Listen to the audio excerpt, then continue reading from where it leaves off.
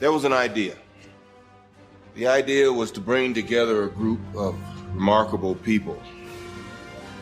See if they could become something more. I have an army. We have a Hulk. This is the Marvel Tribe, brought to you by Walt's Apartment Podcast and the DisInsider. Avengers! Assemble. All right. Hello, everyone, and welcome to the Marvel Tribe. We are a group of excited and passionate individuals who have come together to share our love of all things Marvel. We are brought to you by Walt's Apartment Podcast and the DisInsider. I am so honored to be joined by this amazing group of Marvel nerds. Right now, we have Sam and myself who are taking up the mantle. So, from the big screen to the small print, feel the pulse in your chest so you know you're alive. One team, one love. It's what? It's Marvel Tribe. Hey. That's my first go round. You got it. I'm not doing that ever again. That's it. We'll take turns. I'll do it next time. Sounds good. How are you tonight, David? I'm good. I'm liking this rotation here. I know some of our people may not like the every 2 weeks on, but it gives us time to produce some amazing content, and we have other shows and other things, and we also have lives and real jobs because we're not making millions of dollars doing this, despite what you guys think how popular we are. So I do like this format. Maybe sometime in the future, when things start picking back up, we can go to more of a once a week, but right now it's every 2 weeks, and it's kind of cool. So we get the opportunity to cover 2 episodes and just kind of get caught up on what's happening in the past 14 days. So with that, how are you doing, Sam? What's going on with you? I'm good. School's back in session. Kids are doing good. Getting into the routine of kindergarten. So that's good. I just want everyone to stay healthy, though. Oh yeah. Kids are, they're nature's miracle spreaders. So so stay safe. Wear that PPE. Definitely. So are you ready to jump into What If? Yeah. Because we've got 2 episodes to cover today. Absolutely. So we're going with the episode number 2, which was T'Challa as Star-Lord. Yeah. What if T'Challa was Star-Lord? I actually really like the way they did this one. I do too. I absolutely did too. Guess the what if issue was Yondu sent down. Oh, yes. He sent them down. Yeah, he sent his 2 guys, Kraglin and Taserface, to go fetch Ego, the planet's kid, and which is Peter Quill. Yes, which is actually Peter Quill, and instead they, made some deductive reasoning of themselves. They found a amazing power source on Earth. They assumed it had to been, there's a child there when they got to that area of Wakanda, and then boom.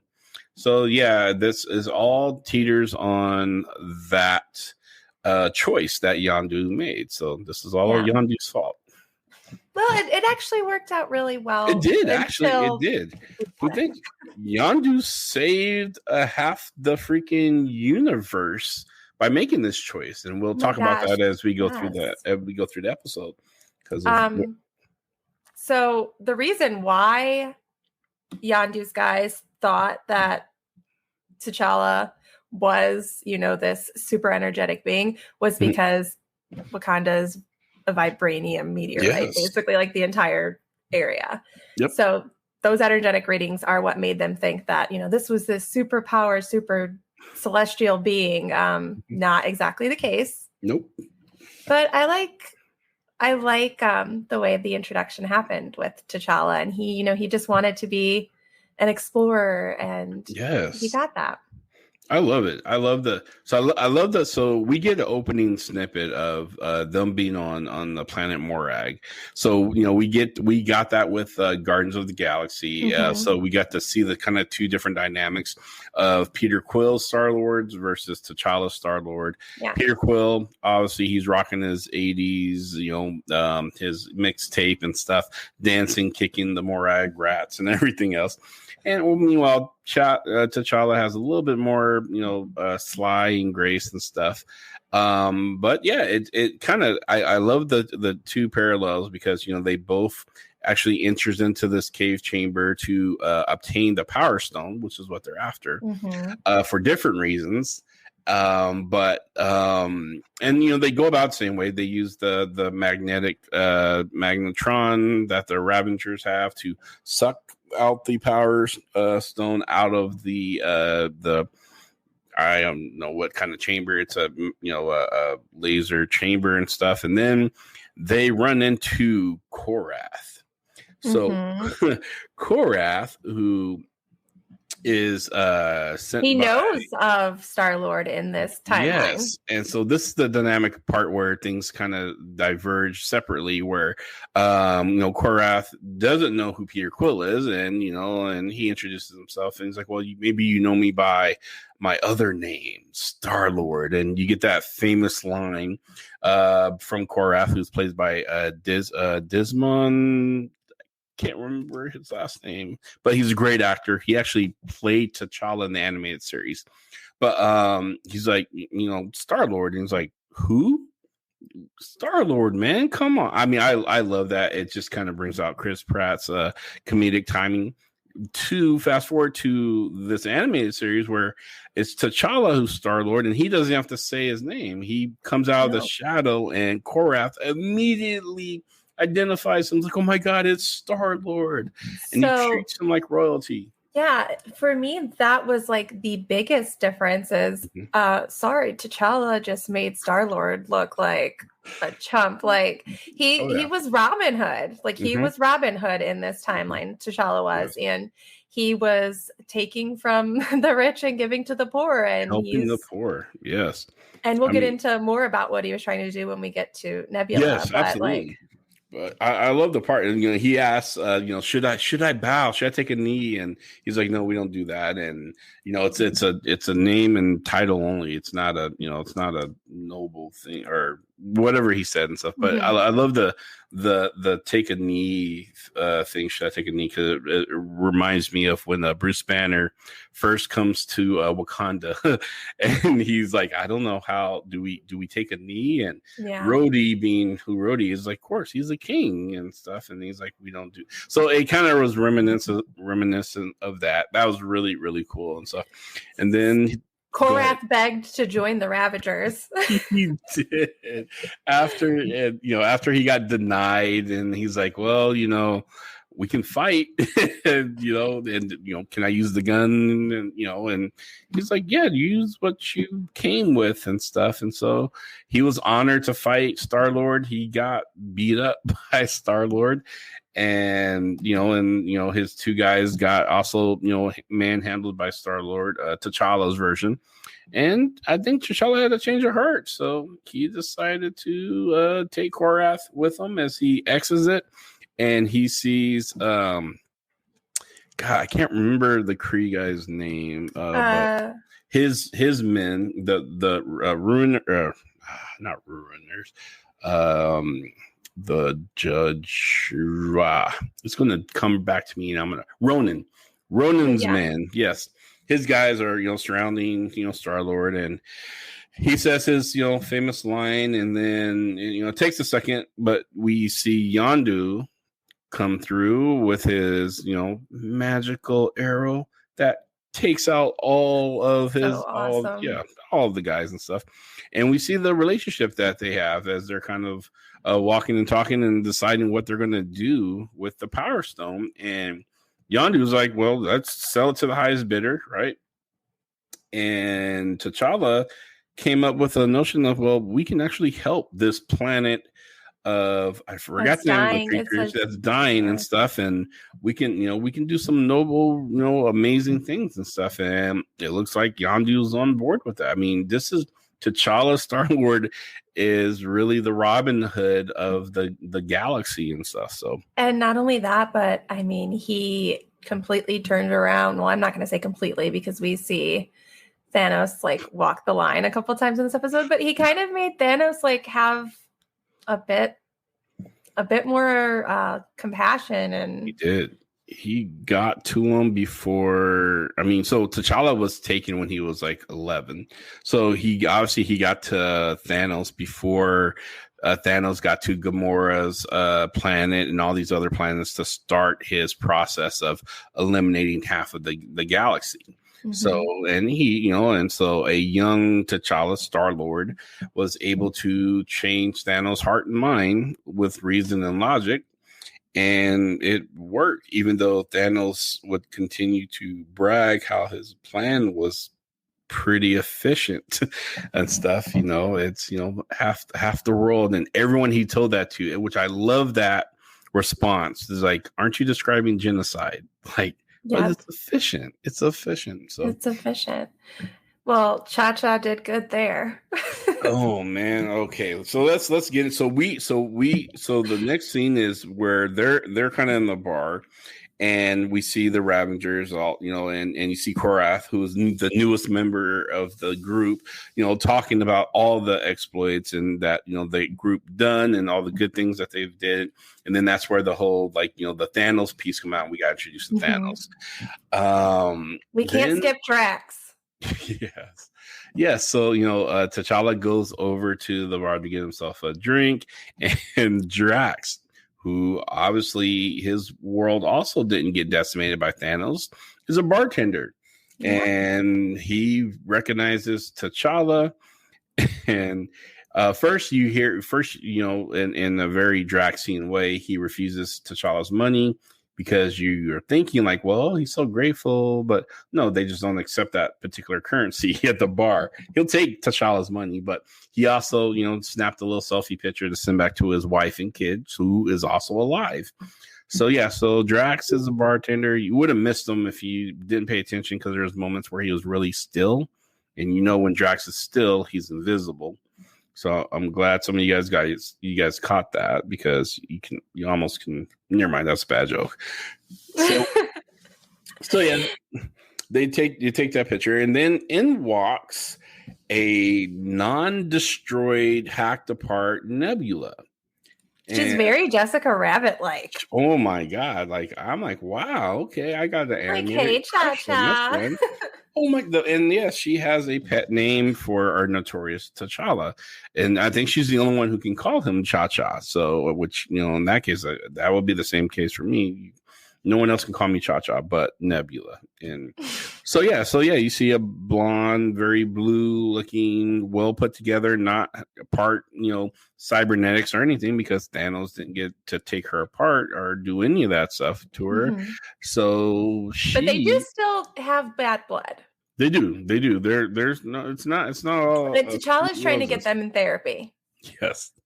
He is constantly trying to get some kind of family therapy going with them. But yeah, she takes T'Challa off to the side and have a conversation about a plan. And the plan was that she heard some information about the Embers of Genesis. Thank you. The Embers of Genesis, which is this amazing it's like a cosmic dust that can terraform planets instantly. Yeah. And basically create food that people can use for substance all over the galaxies. And only with a little bit of it too. Like, it doesn't need that much to do that for a planet. So think about all the things you can do with that. And so she had a plan to get it. And here's the thing. So Thanos, who is no longer the big baddie, tyrant of the galaxy, someone had to take his place, and the person who took his place was the Collector. So, who is now also in charge of the Black Order. Yes, he has the Black Order as his private security, running things on his head of the celestial nowhere, where it's his home base is. So Nebula hatched a plan with T'Challa to do good things to try to get this amber from the Collector, and we aren't really clued in on the details and stuff. So we from there, I think we fast forward to the planet Nowhere, where we have Nebula and Yondu and T'Challa, who goes in to meet the Collector to kind of have a rendezvous. Oh, actually, no. T'Challa's hidden inside of the cart. It's Nebula and Yondu who goes to meet the Collector and stuff. So she runs into one of the Black Order's henchmen. I always forget her name, but she is a badass, just so you guys know. And then when there's a distraction with Korath is supposed to pick a fight with Thanos. Thanos, the Mad Titan, decides to be the Petty Titan and choke the living snot out of Korath. And meanwhile, he's excited because he's helping T'Challa fulfill his plan, which is, it's funny. It's kind of funny if you guys haven't seen it. If you haven't seen it, you shouldn't be listening to the show. So hopefully you're watching this, because this is all spoilers we're talking here. Right after that, we did get to see Howard the Duck. Oh, yes. So T'Challa sneaks out of the little cart and he goes into the where the Collector keeps all of his precious Noah art type mementos from all over the world. And his collections. And man, we got the Dark Elves, we got Frost Giants, we have Howard the Duck, and that's where he actually has a nice little conversation with Howard, who is played by the notorious Seth Green, who was a very funny guy. I hope they do some more stuff with Howard the Duck on the animated scale. I'm not sure if I'm ready to see a live action Howard. No. I had enough of that, but but I'm all for the animated version of Howard the Duck. So just putting that out there. So he talks with the duck like, hey, I'm looking for this particular thing called the embers. And he gives them some very wonky instructions. So then he pulls out the gun. You hear Howard squawk, and then he shoots the lock off of the containment field and releases Howard the Duck. They go for a walk. Howard says I'm assuming now is going to be his catch line, because he said this before in Guardians of the Galaxy. What was it? When you're stuck, you always go duck or something. I should have wrote that down. I'm sorry, people. I failed you guys out there. But it's going to be his catchphrase. He said the exact word from word when he was in the bar in Guardians of the Galaxy, as he said to T'Challa. And I believe it's something along the lines of, when you're stuck, you can always go duck. So, yep, that's Howard Duck's. That's going to be his new catchphrase. What else did you blah, blah. If I could talk, what else did T'Challa find in the Collector's collection? Oh, so after he leaves Howard the Duck, who refuses to leave the bar because he found a bar area in the collection room, we're talking about when his necklace starts to chime with the singing drums. So, which I was like, oh my God, I was so ready for that. So you hear the Wakandan necklace, come to life and glow, and you hear the singing drums, is what they're actually called in real life, go off, and you see a Wakandan spaceship. We've seen these before. We just didn't know that they also are made to travel into space, or unless they converted it to. He walks over to it. The door opens for him, like he owns the ship. He walks in, everything kind of lights up and turns on for him, and he sees a message from his father. And he and T'Chaka, who is scouring not only the planet but the universe to find his son. So this is a dedicated father. I mean, this is way beyond Taken. Taken, he just went to Europe to go get his daughter. He said they will search every last star in the universe. T'Chaka is not playing. He knows his son's alive and he wants him. And he's like Sam says, he will search every star. So and then we also see something which I think is sad. We see 2 mannequins of Dora Milaje warriors. I have to assume that the collector killed them and took their dressings and put them on mannequins and stuff for his display. Which that and it's also, it says a lot about the collector, because Dora Milaje is no joke. There are some of the most talented fighters on the planet, even though they're not powered. We saw that in Falcon and the Winter Soldier. Oh, we did when John Walker got his butt handed to him. So they met their demise somehow. They didn't show that, but we can surmise that from the mannequins that are in their dress garb. So yeah, that happened. So as he hears that message and stuff, I think this is the part where he kind of knows. He realizes that wasn't honest. Yeah, he was actually taken, and because he had thought that Yondu had told him that his planet had been destroyed, like it was gone. There was nothing left, and Nebula says that to him in the bar. She says that basically he is helping other people save their planets because his was destroyed. Yeah, that's his motivation. Because he lost his, so he's helping other people save theirs. And this is when he kind of realizes that Wakanda still exists. Wakanda has not been destroyed, and he becomes upset with Yondu. Yeah, rightfully so. So now he's going to go find him. Yep. So when he turns his back on the spaceship, he sees Nebula, the collector. No, he sees the collector and the henchman, and then Nebula comes in and says, "Hey, sorry, Cha-Cha." So sorry, betrayed you. Yeah. So we're feeling very a type of way about Nebula here. I mean, so we think she betrayed T'Challa, and so that scene kind of cuts, and it looks like that they are they all kept in the jail, or they're kept separate, the Ravengers? I'm trying to remember. Oh no, they are. T'Challa is brought to they're brought to the same jail, because this is where the face-to-face showdown with Yondu and T'Challa happens. He's holding them up against the electromagnetic bars. Yeah, he says, we're his defense. Yondu says we're family. He was like, "You're not my family. You lied to me. You told me that, my planet was destroyed, because we're a bunch of warring, that's kind of what's all BS and lie. And you're not my family." So then the collector opens the door and sends his henchmen to go fetch T'Challa. They knock him out, supposedly. And then they drag him off to go have a meeting with the collector, because I'm pretty sure the collector would love to have Star-Lord as a part of his collection, especially this version of Star-Lord.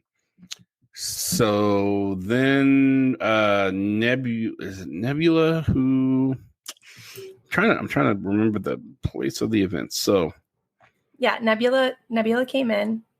That's right. Nebula comes in, and then Korath calls her out, and they have some words and stuff. And then while the door is open, she turns and she kills the guards to free the Ravengers, and then decided to spill her guts about the actual plan. Like, me and T'Challa had this whole thing planned out from the get-go. This is how, so and so, this is what's going to happen.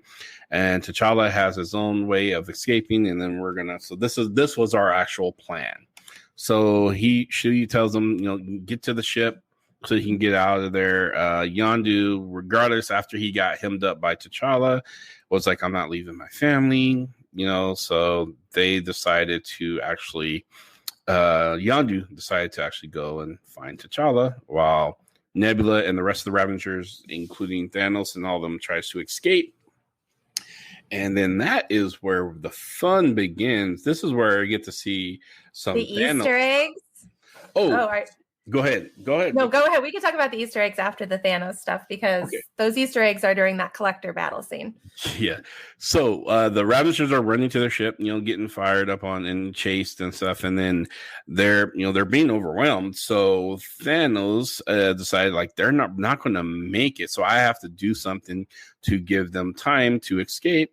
And so this is where Thanos, he stops and they're like, "What are you doing?" and stuff. You're insane. They're gonna blah blah blah. It's like, I'm not insane or something like that. I'm mad, which gives homage to the Mad Titan. Mm-hmm. And he runs back and he just goes ham on these guards, knocks them over like bowling pins and stuff. And then we have the big showdown with the Black Order, which I love seeing Thanos fight because they were his minions. They were his yeah, and the sacred timeline, right? Yes, they were his team. Yeah, the OG timeline. I think I'm gonna refer to the OG timeline. The OG. So many now. So they end up fighting, and then they ended up besting Thanos and smashing him a few times with the big Black Order hammer, which I thought, I was like, did they just kill Thanos? You can't kill Thanos like that. That's not how that works. They didn't really kill Thanos. In fact, Thanos gets saved by his daughter. Adopted daughter. Adopted daughter. It's complicated. Yes, it is. It's it's the adopted daughter. Now we're gonna jump because there's a piece where we're going to talk about the meeting. And then you want to talk about the Easter eggs, so let's talk about the Easter eggs and stuff. Well, I just noticed some things that the collector had in their scene. Like in this timeline, he has Hela's like headpiece. Mm-hmm. Did you see that? And he had Captain America's shield. Yes, which is weird, but okay, yes. He had Thor's hammer Mjolnir. Mm-hmm. I'm like, he's got some. How did he get these things in this timeline? He has the Dark Elf's dagger. The serpent. I didn't notice that one. Yes, that was the dagger he was trying to kill T'Challa with. He also has Krog's arm, the chatty. And I forgot the species of what Krog is, but he said he ran into a chatty one of those species, and he happily separated him from his arm, and he used his arm as a gauntlet fighting tool and stuff. So that is Krog's arm. For those who don't know, that's very sad because. Yeah, he took his arm and he's using it to fight T'Challa with.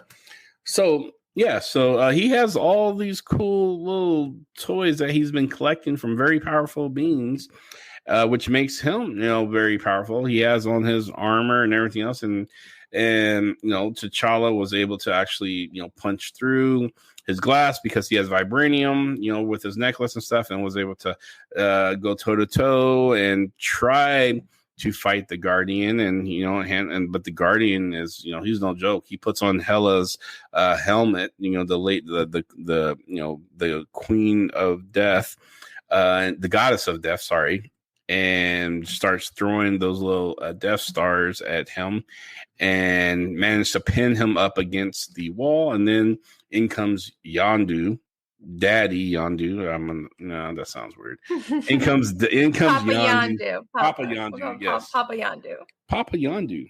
I love their relationship, though. It is way better than the relationship Yondu had with Peter Quill. Oh yeah, there's a mutual respect piece, even though there's some angst between the family dynamic. There is, and I think Yondu listens to Star-Lord more. I mean, to T'Challa more than T'Challa Star-Lord.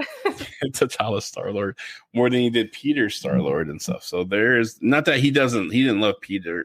That was his boy and stuff, and we find out later. But yeah, there's almost this kind of son, colleague, uncle. I don't know. It's like there's a family bond there and some respect and stuff. So. It was kind of cool. It was kind of a cool dynamic to see. So they're fighting. Guardian, the Collector is super happy that Yondu joined the party. So because he's crazy, he just wants to fight. So they're getting their butt kicked by the Collector, and they ended up pulling a kind of a Tony Stark move that he did on Thanos at the end of the game. The sticky fingers. And there's like, well, who's gonna do it? And it's like, all right, who's gonna be the glue? Who's gonna be the glue? And so it was T'Challa. So they Yondu was the glue. No, was Yondu the glue? Yondu it was. I'm the sorry. glue because yes, you're right. he You're lied. right. Yes, Yondu was the glue, and so they managed to he jumps on the collector, and they tussle, and then the collector kicks him off of him, and then the collector goes for his gauntlet to try to to bring out some weapons or to take out T'Challa, and his gauntlet's gone. And because someone with sticky fingers took it. And you see Yondu in the background. He has it right there, and it's like, hey. And then T'Challa Star-Lord just blasts his butt. Yes. So Yondu opens up one of the cages that the collector uses to hold his artifacts, and then he blasts him into that cage, and then boom, seals the collector in there. So not only does that happen, it wasn't T'Challa who released all the people. It was the girl, right? The girl, the collector's assistant. Yeah. So they gave her like the glove. Yeah, and she was so moved by Star-Lord and stuff, and that she's like, it was what you said and stuff, and so she released all the creepy robot things. Yes, she released all the human collections and the creepy. They look like robots to me. They weren't robots. they're everybody. They're from the Dark Elves to, it was all the collections that he had, all the monsters and humans and other species and stuff that he had. They all were surrounding him because she also released she opened his door. And then this is where we get kind of a repeat of Weapon on Sakaar with the Grandmaster. And when he was without his weapons in that field, when surrounded by all the people on the planet Sakaar, where he realized he's doomed. Which that scene will always be more funnier than anything, because that's when the Game Master was like, oh, it's a tie.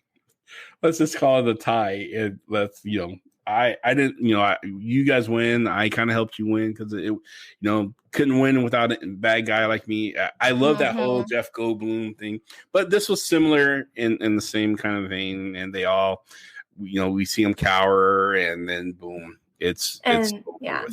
So he's done with, and then we see Yondu and T'Challa Star-Lord. I keep calling him that. Yondu and T'Challa Star-Lord. They do leave the planet. They're like, oh, we can't run out of here. So they take the Wakandan ship and they fly themselves out. And you get to see their like heart-to-heart conversation where, Yondu tells him like, you want it to be an explorer and look at the universe and isn't it beautiful? And I mean, he's not as upset as he was now. T'Challa's not, but he's having a little bit of an identity crisis, and he's like, I don't know where I belong. And I love that Yondu tells him, you belong wherever you want to be. Like, you belong anywhere. You are Star-Lord. Like, absolutely. You can be anywhere you want. If you want to be in Wakanda, you belong there. If you want to be here, you belong here. And so he goes back and decides to visit Wakanda. And everybody goes with him. And that scene is just so funny when they're all like lined up at the bar or whatever. And they're just having their little side conversations. Absolutely. Yeah. You hear Thanos again telling his grand plan being told by Adora Milaje. No, was it Shuri? It was Shuri. I think it was Shuri. Yeah, that sounds like genocide there. That sounds like genocide. Yeah. And then we do hear T'Chaka ask how T'Challa ended up in Yondu's ship. Exactly. And Yondu was kind of stuttering, and he was kind of nervous. T'Challa covered for him. Yeah, T'Challa he was gonna tell him, and then T'Challa, was like, I was lost and he found me. He found me. So, and really, that's all T'Chaka needed to hear, because the prince has returned, and so he's okay. Yes. So that was pretty cool. Oh, we did miss a part. I'm sorry. So Thanos got saved by his daughter when she released a couple little drops of the embers of Genesis there, and it went into the Dark Order guy's mouth, and then that's where he became a giant plant. Yes. The head that's called Nowhere, which is a head of Celestial, became a giant life-giving green plant and stuff. So we missed that part. But that was episode 2. That was pretty. I loved it. I wanted more. I'm not a fan that they're half hour, but I got what I needed from it. So it was definitely a beautiful way to see Chadwick Boseman like portrayed as this beautiful character that is just like saving the entire galaxy. And I've read that Chadwick Boseman loved doing the roles that he did for What If. He like just completely embodied them. So it was touching to be able to hear him and do something that I know that he enjoyed doing before we lost him. Absolutely. And then, you know, they dedicated that episode to Chadwick. You saw the little memorial at the end and stuff. And so it was really cool to watch that episode and see him again, you know, reprise the role of Black Panther. I'm sorry. Star-Lord. Star-Lord and stuff. So and there's more Chadwick Boseman to come. Oh, absolutely. In the series. Now, we talk about so there's a credit. I call it kind of a credit scene. It's where we get a nice. It's like nighttime, and we see a Dairy Queen, and this where we see there's a lone guy in there working, kind of listening to some tunes, and then we hear "Hey Peter," and it's Ego. It's Ego, the planet, and with Peter Quill. So and then that's where the Watcher says, "Okay, this may spell the end of the world right here." He says this may be where it all ends because now Ego and Peter Quill are reunited because Yondu doesn't have Peter. Yeah, so he doesn't really have any. Here's the thing: the Watcher is very true because Peter never had a family. He never had his guardians to kind of help ground him, so he could resist Ego. And so Ego gets to come and play Big Papa. You know, he has nobody to steer him away from Ego. So he could absolutely spell the end of the end of the world and stuff.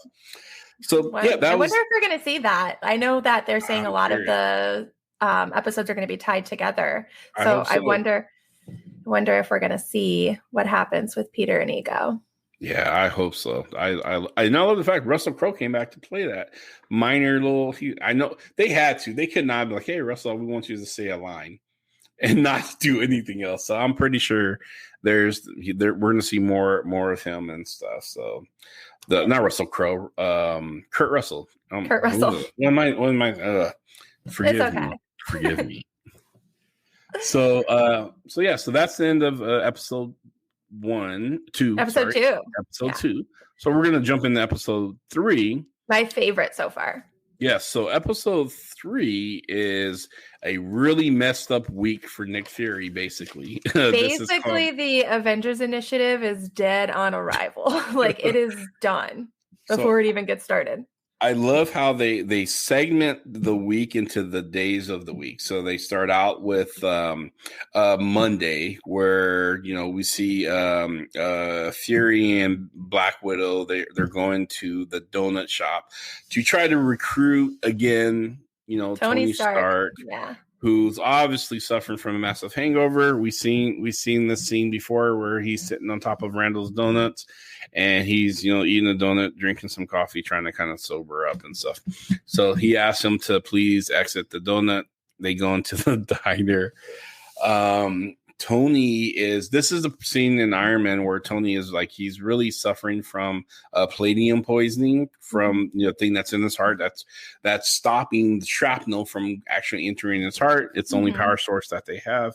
So in the original scene, as Nick Fury is again trying to talk Tony Stark into helping him with the shield and the Avengers Initiative, Black Widow comes in and stabs him in the neck. Gently, not stab, jabs. It's a jab, not a stab. She doesn't shank him. With some dioxide that's supposed to counter the palladium. So in the animated series, same thing kind of goes down. She goes in and she jabs him with the lithium dioxide. That's what it is. And then she gives him the speech of it's supposed to counter. And before she can finish, he croaks, falls on the floor, and just dies. So now they want to arrest Natasha because she just killed Tony Stark. Yes. So that's how Monday ended for Nick Fury there. And then the next scene segment is Tuesday where Phil Coulson. I loved it. I love Phil Coulson. And he's awesome. As he's talking, like, okay, so Phil Coulson has always been like a huge champion of the Avengers, and he gets super excited and passionate to talk about them. He was the same way. Okay, I'll point some things out as we're talking, but like he absolutely, namely when like he sees Thor for the first time in this episode. He's like, he's gorgeous. He's beautiful. His hair. So yeah, so Coulson is he finds Mjolnir out in the desert. And he's talking to Fury, telling him that I'm here. Here's Mjolnir. Meanwhile, Fury is dealing with the Shield agents who's arresting Black Widow and taking her away. So he hangs up with him to talk with her and flips her the syringe that she shanked Tony with. I'm gonna say shank. And it's like, hey, we can't trust anybody, so we need to have an outside person analyze this. And and she's like, oh, you still trust me? And he's like, yes, I absolutely do. So she's being carted off by the exact same characters that were in the elevator with Captain America. Yes. So I knew there was a fight coming when I saw that they did a pretty good job in the animation making them look exactly the same. So as they put her in the back with these 6 guys, and then there's the 2 guys in the front of the, this big armor truck looking thing to take her, I'm assuming to a Shield secret location stuff to, lock her up in the cell or to put her away. Nick, he slips that to her, and then he kind of walks off, and they drive away. You want to go? I'm talking. Sorry, I'm talking. No, you're fine. So she's driving away. And then he calls back, or Coulson calls him back and tells him, we have someone here. There's guards that are down. Yes. And then he spots this beautiful being, and he's like, oh, he's gorgeous. And he's describing Thor. Yes. Thor is there. So he's walking towards his hammer. And Hawkeye is Agent Barton. He's like up. Yeah, he's up on his hoist, and he's got some ready bird-eye to he's ready to, he's got his bow trained on Thor. He's gonna take him out, and Fury's like, no, don't. I want to see how this plays out. Yeah, he's like, is he gonna, we're gonna see, can Thor pick this hammer up, because nobody else was gonna be able to do it.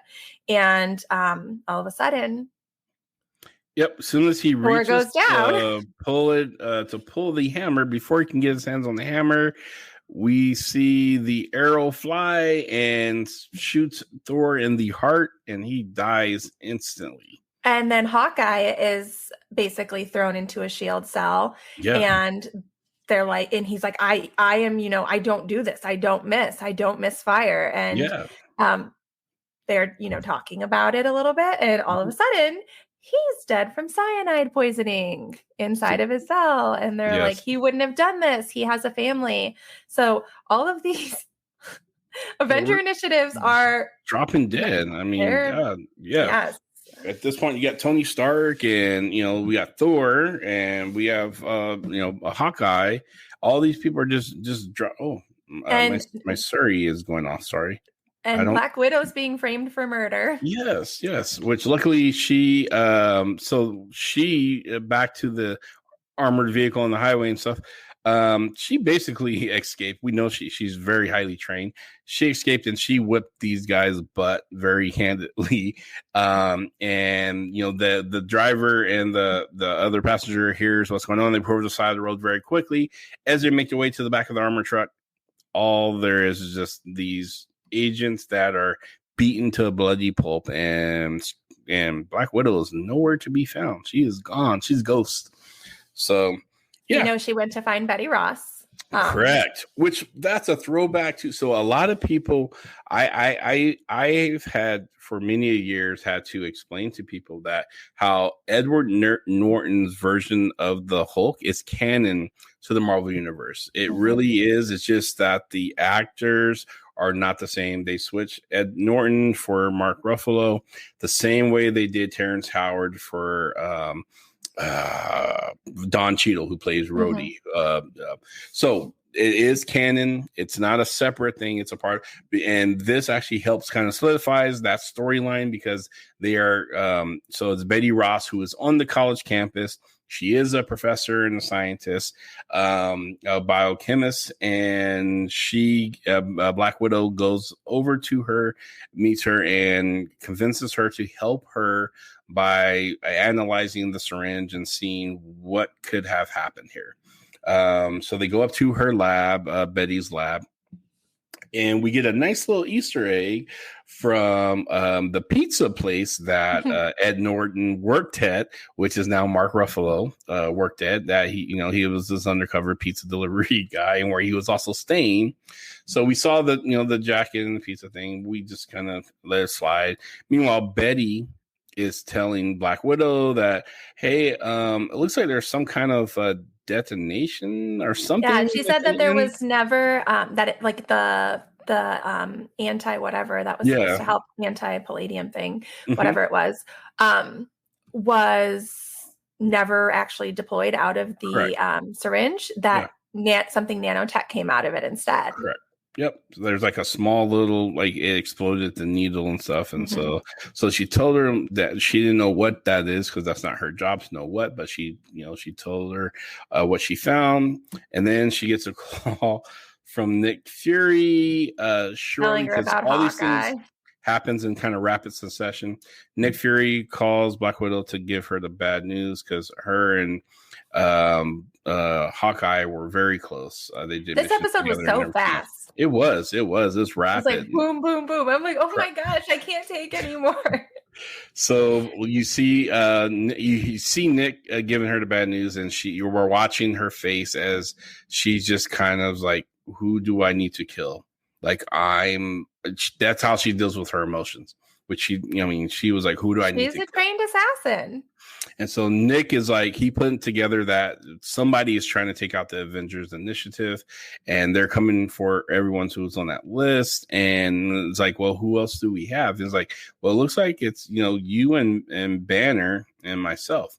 So I'm going to need you to get to ground, which is code for you need to disappear, hide out, and then find Banner too.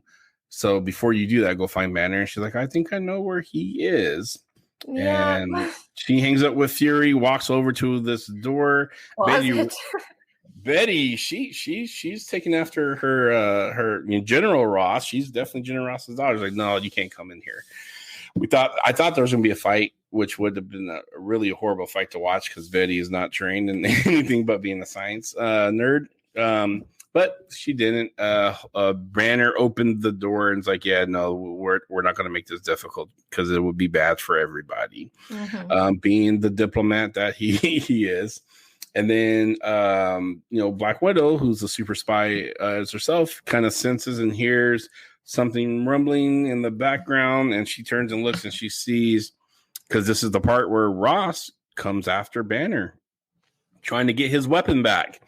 And so she's like, we got to go now. And so Bruce Banner and Black Widow, they are running down the hall, which is new. That's not part of the original Hulk movie, but it's in a different universe. This is not the same universe timeline. Different timeline, yeah. Correct. So they're stopped in that glass corridor that is, in the second story. My Surrey keeps popping up. I'm not talking. Am I saying Surrey when I'm talking?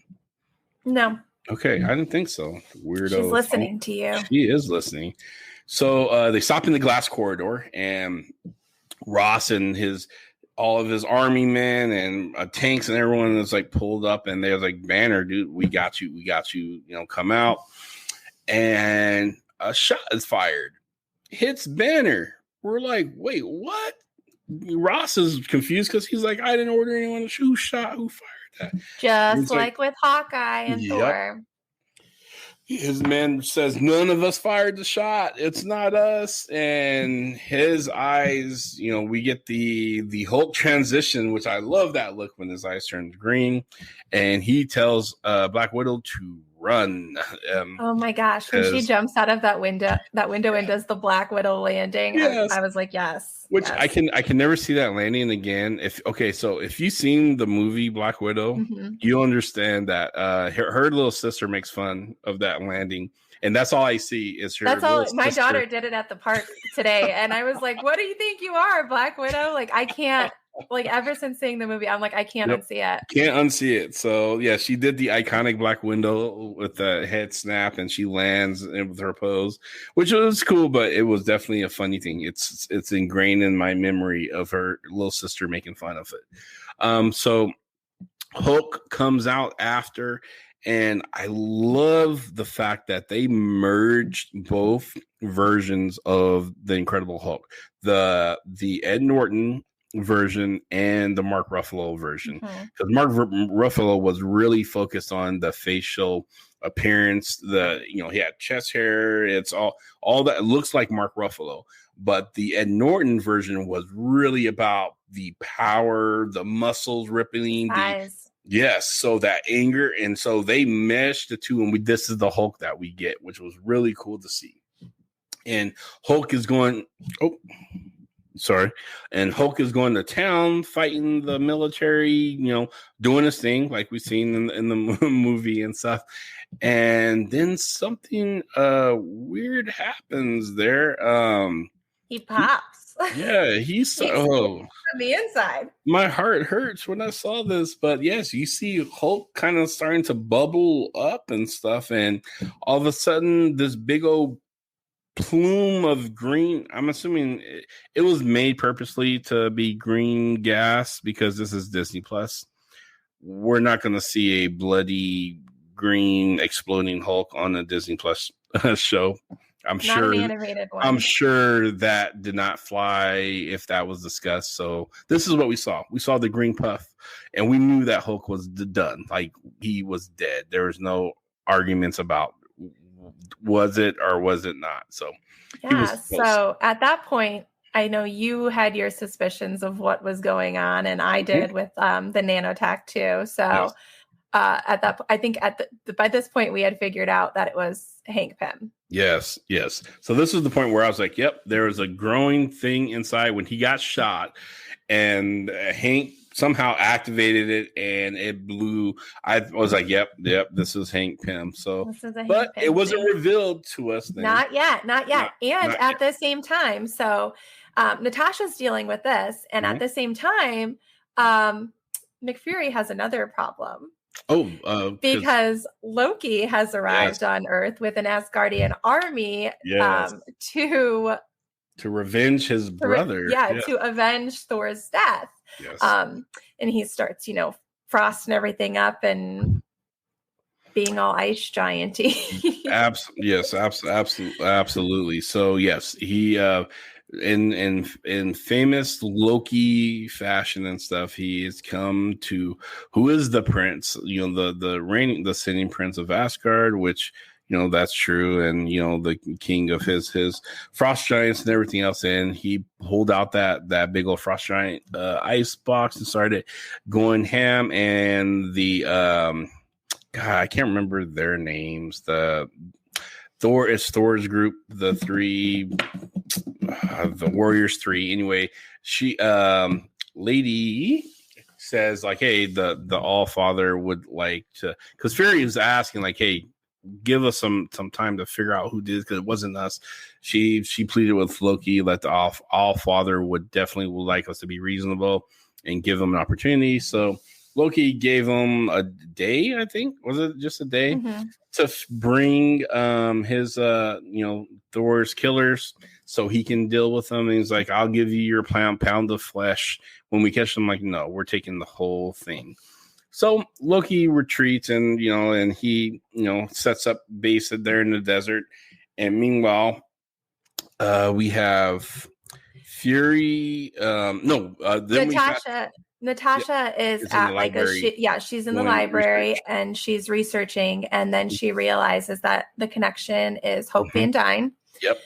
And then all of a sudden Natasha is murdered, but she is leaving a voicemail for Fury at the time saying it's, you know, it was about hope. It was about hope. And that was enough for Nick Fury to figure out that he needed to go to Hope's grave, and he kind of understood what was going on. For those of you who don't know, Hope Van Dyne is the Wasp, right? Yes, it's Janet Van Dyne and Hank Pym's daughter. Yes, and so he realizes he needs to go to her grave, and he says should he make a deal with the devil or should he make a deal with the god? And so he goes to make a deal with Loki. Yes. And then Loki helps him out at Hope's grave, taking on. So I really thought this. I felt embarrassed by thinking this, but I really did think that was Nick Fury at the grave. And I did too. When Hank Pym came out, and Nick Fury was acting very callous, like I don't care about them, and your daughter Hope. Janet, she was an Avenger, or she was part of Shield. She was part of Shield. Yeah, she was an agent of Shield. It's like, I don't really care about any of them. I'm just making Hank mad. We see an angry Hank Pym, who he is not in his Ant-Man suit. He's full on yellow jacket. Yes, he is in the yellow jacket attire, which is a militaristic, one of his military suits and stuff. And he's out to kill people. And in this Avengers thing, because he blames Shield for the Avenger Initiative for actually killing his daughter. So he wants his revenge and stuff. And that's where the fight ensues, and I'm looking at this and I'm like, wait, what? I was not putting together that was Loki. I was not either. Yeah, actually, I was not either. It was the flip that actually did it for me. So when you say that Shield killed his daughter, I think that so in this timeline, they were trying to get us to understand that Natasha was supposed to go Natasha went to Odessa, Ukraine. In the timeline. But in this timeline, it was Hope that went, and she got attacked by Bucky Barnes, and he kills her, and the engineer.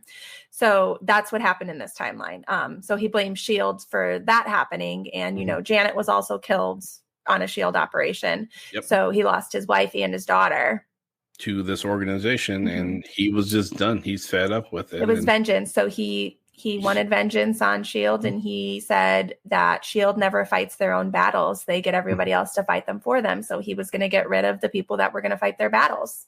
Absolutely. So I do have to say this. I this little tidbit. The fact that he is so overcome by his emotions really doesn't really lend to him being the smartest person in the Marvel universe compared to Shuri. I'm not trying to rehatch an old debate. I'm just saying that his emotions cause him to make some mistakes. And just like Wanda did. Just like Wanda. So if Wanda can't really claim the power of being, the most powerful being ever, because her emotions can be manipulated, then so can Hank Pym. He's not the most level genius there is. No, it's Shuri. Grief took over. So So I'm saying Shuri for the win. That's just how that is. I'll give it to you because Chris isn't here to defend himself. So we're just going to give it to you. Boom, boom, boom, boom. Yes. So all right. Sorry, back on track there. So they're fighting, and Nick Fury is handing Hank his butt. He is defending. He's defending him like this is another day in the park. This is no big deal. And then he does a little Matrix Neo flip over, and I was like, okay, that's not him. They did not go this route. And it was Loki. Loki, jumps up and he freezes. And then there's a lot of Nick Furies. Yes. And then the real Nick Fury, please step forward. Sam Jackson comes forward, and that's where, So he comes forward, reveals himself, and turns him over to Loki. Loki took Hank Pym, I'm assuming, back to Asgard to face some justice. Well, technically, no. Well, he didn't take him back to Asgard. His people did. Because Loki decided that he needed to use his glorious purpose. Yes, I'm going to still stay for invade Earth. And he literally, within, what was it, a day? Yes, the next day, day, all of Earth. Yes, and everybody had to worship him. He went straight to the UN after he's met with the world leaders, and he has let them know that the Earth is under his leadership. Midgard. Yes, it's Midgard, and he is the ruler, and you guys are subject. And he gave them the famous speech that he gave the people in the Thor movie. I can't remember which one, but that you guys are so destined to be in servitude and to be ruled. Freedom is pain for you guys. I mean, the whole speech, he went through that. Loki finally got what he wanted. He did. So he is now the ruler of Midgard. And it only took a day. Fury, but Fury's like, no, we're not going to have this. Yeah. And at the end of the episode, we see him saying hello to Captain America and wiping off the ice that he's in. And who else did we see? We get this beam of light, kind of similar to Tony Stark beam of light when he was dying on that ship after Infinity War. It was the glow of Captain Marvel. Carol Danvers. Yes, we get Carol Danvers. So he did use that Kree technology beeper to call for Danvers to come, and she showed up. So not all of the Avengers are gone. No. So we have Captain America and Carol Danvers. Correct. And so Nick Fury. Coulson and Nick Fury. So I'm gonna say Coulson's gonna always be an Avenger. He is. I love him so much. I love him. He's awesome. He is. So yes. So and the thing is, here's the thing. So the current Ant-Man, it's funny because while Peter Quill's working at Dairy Queen, Ant-Man's character, which I can't think of, he's working at Baskin Robbins. So I don't know what it is about ice creams and these heroes. I don't know, but so in the last one it was Dairy Queen, right? Mm-hmm. So I'm watching it with my 5-year-old, and she goes, "Hey, I like that place. They have good chicken." Same. My 10-year-old loves that place too for their chicken baskets. So they use something to that with these kids and stuff. So they know these places by the particular food. So because that's the only type of food they get.